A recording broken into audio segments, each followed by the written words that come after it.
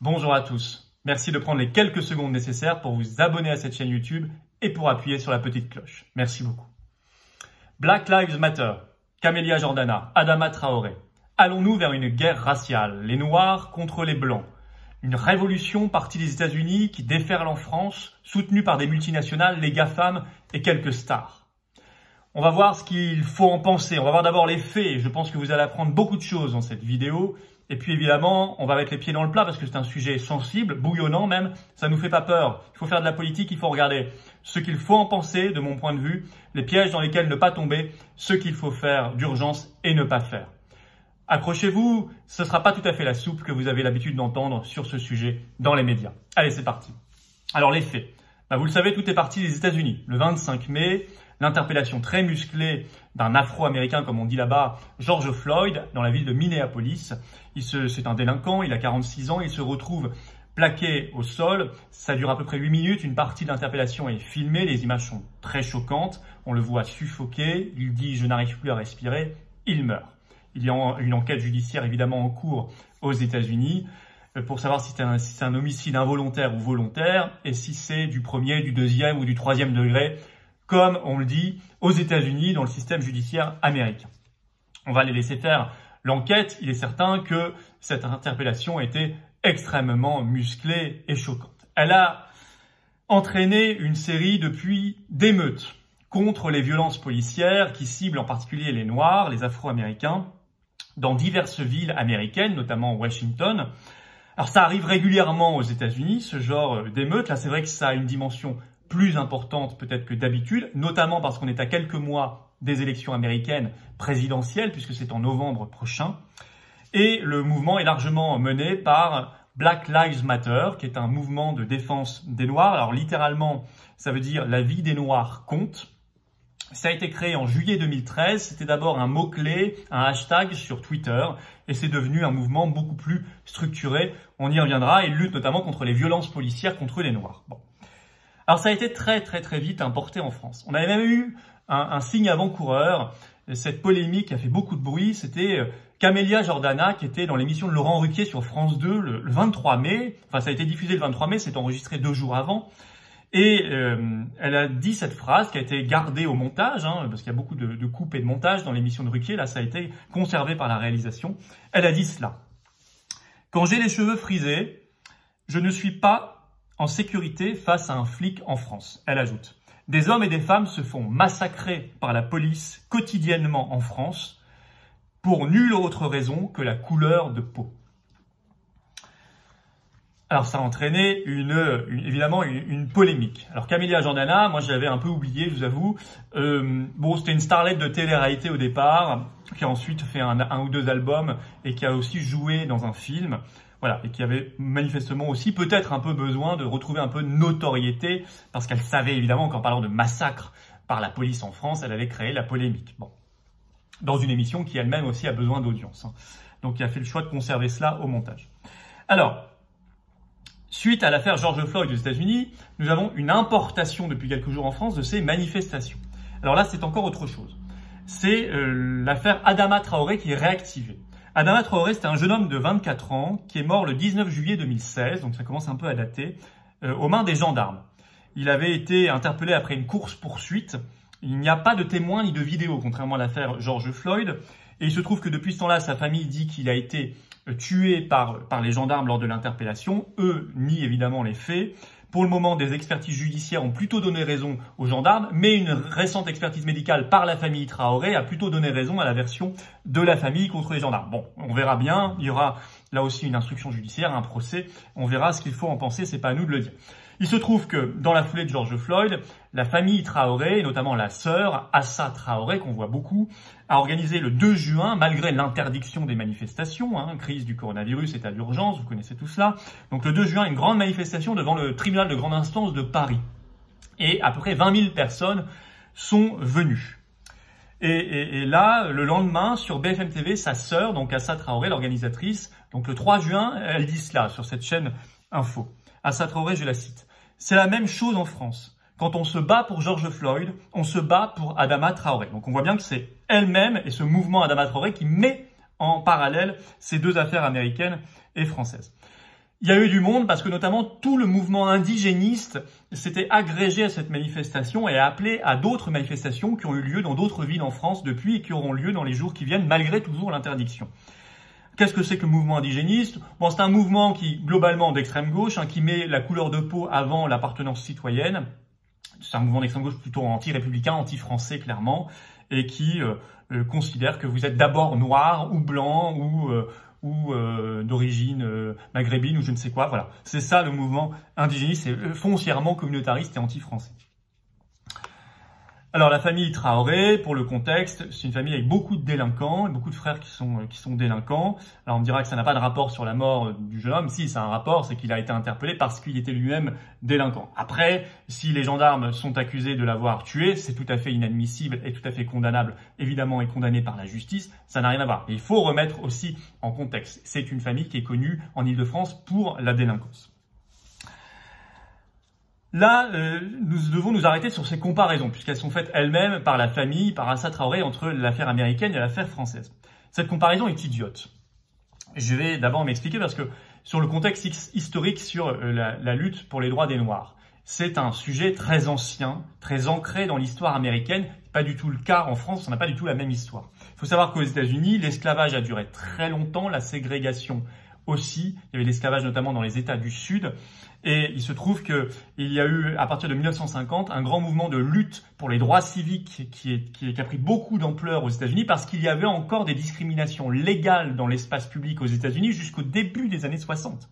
Il y avait des bus qui étaient réservés aux Blancs, interdits aux Noirs, ce qui évidemment n'existait absolument pas en France. Au même moment en France, nous avions un président du Sénat, donc le deuxième personnage de l'État, qui était noir. Et il se trouve que ces discriminations légales ont été abolies heureusement aux États-Unis par une loi du 2 juillet 1964. Donc la lecture historique d'abord est extrêmement différente entre France et États-Unis. Ensuite, sur la question des violences policières, ça n'a non plus rien à voir. Et là, je vais vous donner des données et des chiffres extrêmement précis.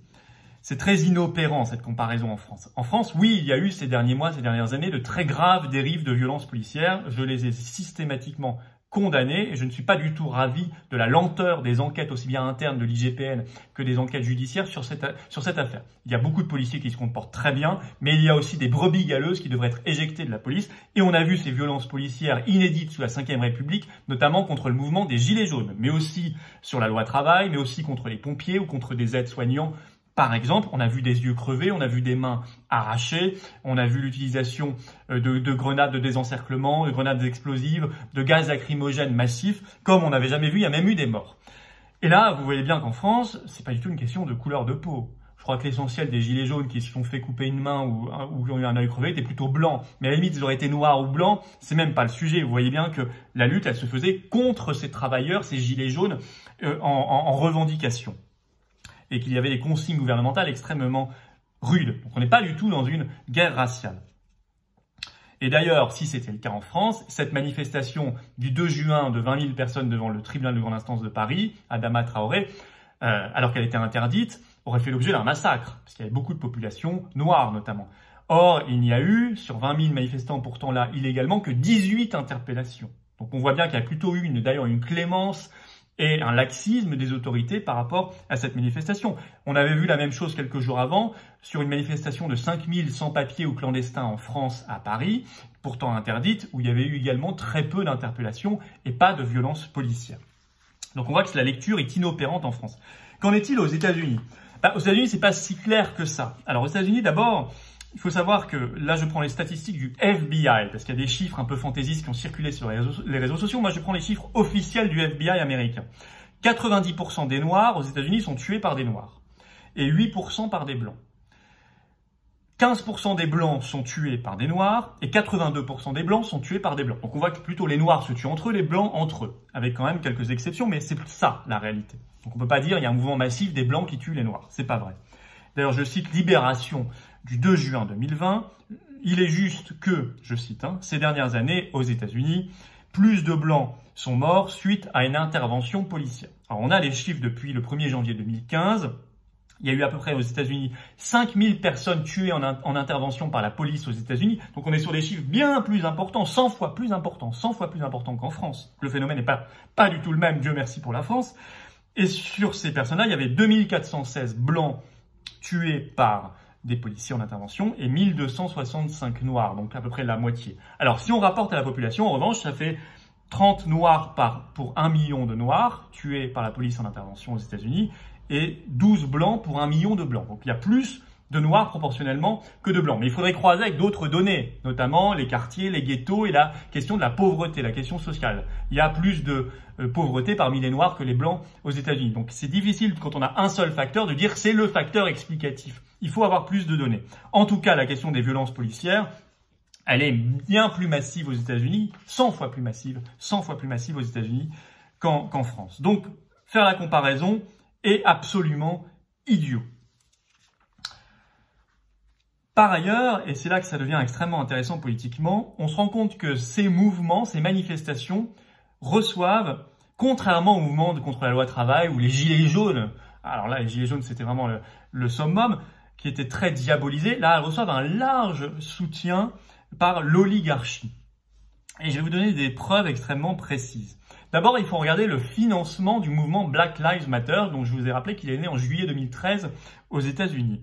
Il y a beaucoup d'argent derrière ce mouvement. Alors notamment la fondation Ford avait fourni à ce mouvement 100 millions de dollars en 2016, qui venaient de dotations de grandes entreprises américaines, mais aussi de dons et de successions d'ultra riches aux États-Unis. Et le but de ces 100 millions d'euros, c'était de financer des actions, des manifestations, mais aussi de se constituer un réseau de lobbyistes partout aux États-Unis et partout dans le monde pour défendre la cause de Black Lives Matter. Récemment, il y a eu des prises de parole en soutien à ce mouvement par de très grandes entreprises, notamment des GAFAM. Alors, on a eu Netflix, on a eu Amazon, on a eu également Reebok, Adidas, Nike, Citigroup, la chaîne américaine CBS, la Warner Bros. On a vu tout cela. Par exemple, un article des Échos du 1er juin dernier cite un tweet mis par le compte officiel de Netflix le 30 mai, je cite Netflix, « Garder le silence, c'est être complice, Black Lives Matter. Nous avons une plateforme et nous avons le devoir pour nos clients noirs, nos employés, nos créateurs et nos talents de prendre la parole. » Beaucoup de plateformes, de grandes GAFAM, grandes entreprises transnationales ont mis le même genre de message. On sait également que Facebook, peu de temps après la création de Black Lives Matter, avait artificiellement donné de la visibilité sur son réseau à ce mouvement. Là, je cite la page Wikipédia tout simplement de Black Lives Matter et l'AFP avait confirmé. En mai 2016, des anciens employés de Facebook révèlent qu'à l'époque où ils travaillaient pour l'entreprise, les sujets remontés parmi les contenus populaires, donc en plus de visibilité, étaient sélectionnés par une équipe de curateurs qui écartaient délibérément les sujets politiques à tendance conservatrice. À l'inverse, certains sujets peu populaires comme le mouvement Black Lives Matter étaient remontés manuellement par l'équipe. Selon l'AFP, je cite toujours, ce traitement éditorialisé n'aurait pas été le résultat d'instructions données par la direction, mais serait venu de l'initiative de jeunes journalistes orientés par leurs opinions politiques marquées à gauche. Enfin, je cite toujours, en revanche, des consignes ont été données pour que des sujets tels le mouvement militant Black Lives Matter, ne suscitant pas d'intérêt suffisant, soient pourtant intégrés aux tendances, donc et plus de visibilité. Donc voilà un soutien. Bon, les gilets jaunes, eux, ils n'ont pas eu le droit au soutien de Facebook. Les pompiers, les aides-soignants et les manifestations contre la loi travail non plus. Et on verra dans les mois qui viennent le soulèvement populaire en France sur les questions sociales parce qu'il sera là. À mon avis, on n'aura pas le soutien de Netflix, de Facebook, d'Amazon et de Nike. Nous verrons tout cela. Peut-être serais-je démenti, mais à mon avis, je ne me trompe pas. D'ailleurs, Twitter est intervenu et pour la première fois a masqué un tweet, masqué on peut dire censuré, un tweet présidentiel du président des États-Unis, Donald Trump, c'était le 29 mai. Il a réduit la visibilité de ce tweet, il ne l'a pas supprimé mais a réduit sa visibilité parce que ce tweet précisait que s'il y avait des dégradations de la violence aux États-Unis suite à ces émeutes, alors il y aurait usage de la force par les États-Unis contre ces émeutes. Et donc ça a été jugé comme un appel à la violence par Twitter et donc restreint, alors que c'est le président élu des États-Unis, quoi qu'on en pense. Snapchat vient de faire la même chose en réduisant la visibilité des snaps de Donald Trump sur son réseau. Donc on voit que c'est très soutenu. En France aussi, on a retrouvé des people, on va dire, Camélia Jordana dans la manifestation du 2 juin, mais aussi Adèle Haenel, mais aussi Marina Foïs, et puis d'autres depuis du showbiz ou des stars du sport se sont exprimés en faveur de ce mouvement Adama Traoré, etc. Alors, pourquoi il y a ce soutien? Est-ce qu'on peut croire à une révolution made by Nike, made in Adidas, made in Twitter? Bon, est-ce que c'est crédible tout ça? Non, si l'oligarchie soutient, c'est qu'elle y a son intérêt. Alors moi, je vois 3 intérêts principaux. D'abord, ça fait oublier la crise du coronavirus et tout ce qu'il y a autour. Toutes les grandes questions politiques, économiques, sociales, oligarchiques autour, qui sont fondamentales. C'est vrai qu'on en parle beaucoup moins, parce qu'on parle de ça. On réactive en quelque sorte la bonne vieille lutte contre le racisme, qui est un peu la bonne vieille copine qu'on vient rechercher quand on a des problèmes. Bon, bah là, c'est ça. L'oligarchie a un problème avec une crise qui pose de vraies questions politiques et sociales, donc on va chercher ce qu'on connaît. Et on le soutient massivement, on lui donne de la visibilité. Premier intérêt pour l'oligarchie. Deuxième intérêt, c'est vrai que la question raciale, elle permet de dresser les uns contre les autres. De dresser des pauvres noirs contre des pauvres blancs. Au lieu que les pauvres soient unis contre l'oligarchie, ils se font la guerre entre eux, sur leur couleur de peau. Et ça, c'est le fameux diviser pour régner. L'oligarchie l'utilise aussi à travers la question raciale. C'est vrai que ça lui permet de continuer à dormir tranquillement, l'oligarchie, ce genre de manifestation. Aussi bien sur les questions économiques que politiques, on va pas trop lui chercher des poux. Vous savez, une tribu manipulée, parce que quand on vous ramène à votre couleur de peau, on vous ramène dans une position tribale, de fait, hein, que vous soyez blanc ou noir. Hein. Donc une tribu manipulée, c'est toujours moins dangereux pour l'oligarchie qu'un peuple politique conscient de ses intérêts, évidemment. Le troisième intérêt, et d'ailleurs, je cite la Assa Traoré elle-même, qui a, lors de la manifestation du 2 juin, il y a une vidéo en ligne, traité les gilets jaunes de fachos. Et donc on voit qu'elle ne se reconnaît pas dans cette lutte politique et sociale des gilets jaunes. Pour moi, c'est très significatif. Troisième intérêt pour l'oligarchie, d'où ce soutien à ce mouvement, c'est que ça interdit de poser la question de l'immigration massive. Bah oui, parce que là, immédiatement, si vous posez cette question maintenant, vous êtes immédiatement suspecté de racisme. Et surtout si vous êtes blanc. Parce que dans cette nouvelle génération de la lutte contre des manifestations contre le racisme, on nous explique que le racisme, il est tellement fort maintenant qu'il est devenu systémique. Pourquoi? Parce qu'il y a un privilège blanc. Ça, c'est une nouvelle rhétorique des gens qui participent à ces luttes. Le blanc, dès qu'il naît, dès sa naissance, il jouit d'un privilège par le simple fait d'être blanc. C'est ce qu'ils appellent le privilège blanc. Donc le blanc est coupable dès qu'il naît, comme un péché originel en quelque sorte. Et il est coupable de jouir de ce privilège blanc, même s'il est pauvre, hein, même s'il gagne la moitié du SMIC. Bon, ce qui amène à un masochisme blanc inouï, ce qui est pathologique, de mon point de vue pathologique, parce que vous n'êtes jamais responsable de votre couleur de peau. Évidemment, vous naissez et vous vivez avec. Et vous devez d'abord être des personnes et des individus libres. Donc ce masochisme, il est entretenu, il est encouragé. C'est une pathologie. À côté d'une autre pathologie qui est le suprémacisme blanc, qui existe et qui peut conduire à des carnages, à des crimes épouvantables qui doivent être durement réprimés, bien sûr. Mais heureusement, ce suprémacisme blanc est infiniment moins répandu que le masochisme blanc. Alors, le masochisme blanc, on l'a vu dans les manifestations récentes sur ce mouvement, avec par exemple des policiers blancs ou des blancs dans la rue à qui on demande de s'agenouiller devant des noirs, même quand ils n'ont strictement rien fait, voilà, pour reconnaître leur privilège et s'en excuser. Bon. Alors, qu'est-ce qu'il faut faire? D'abord, il faut être conscient que ce combat-là, c'est pas un combat d'amour. Écoutez Assa Traoré, écoutez-les tous, écoutez Camélia Jordana, etc. C'est toujours de la rage, c'est beaucoup de haine et ce sont des propos de division. C'est un combat de haine et de division. Il faut refuser ce piège de l'affrontement racial. Et là, je m'adresse en particulier à ceux qui me regardent ici et qui sont issus de l'immigration. Et je vous remercie de me regarder et qui ont la France sincèrement au cœur. Ne participez pas à ces luttes, ne tombez pas dans le piège. Ils vous instrumentalisent. Ils vous utilisent. Luttez pour la France de votre pays. Conduisez-vous comme noir ou blanc, comme des gens libres. Vous n'êtes de toute façon pas responsable de votre couleur de peau et c'est pas un problème, la couleur de peau. Vous ne devez pas vous en excuser ou vous en glorifier, c'est comme ça. Vous êtes par contre des individus, des personnes libres et vous avez une conscience, vous avez une réflexion propre. Et bien c'est ça que vous devez développer, un esprit critique. Et vous verrez que vous ne tomberez pas alors dans le piège de l'oligarchie, vous ne serez pas instrumentalisé. Deuxièmement, il ne faut pas s'interdire de poser la question migratoire, surtout pas. Le monde d'après, puisqu'on nous parle du monde d'après, doit être un monde d'harmonie, où il y a des pays et des cultures différentes sur la planète, où tout ne doit pas être uniformisé. Et c'est très bien comme ça, c'est une richesse. Où on doit pouvoir, chacun sur Terre doit pouvoir être heureux de vivre chez lui ou de retourner vivre heureux chez lui volontairement. Ça aussi, ça c'est le vrai progrès du monde d'après. Ça pose évidemment la question de la société communautariste et multiculturelle et donc de l'immigration massive qu'il faut arrêter. C'est une folie pour tout le monde, aussi bien les pays de départ que les pays d'accueil.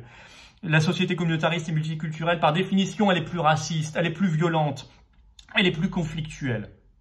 Donc il faut arrêter avec ça. Il ne faut pas s'interdire de se poser cette question, au contraire, et de la mettre sur la table. Enfin, il ne faut pas accepter les logiques de lutte tribale. Ces luttes tribales sponsorisées par les multinationales et les GAFAM, et quelques stars, ne sont pas les vraies luttes du peuple.